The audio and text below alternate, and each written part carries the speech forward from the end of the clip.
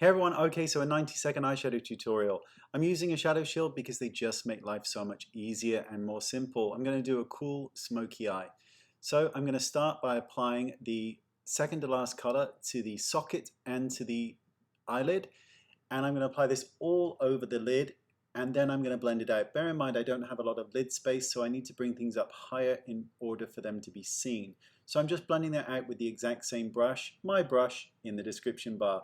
Deepest color on the outside corner of the eye. Blend that all the way in. So you really want to get the deepest part on the outside corner, and you're just kind of moving shadow in and out.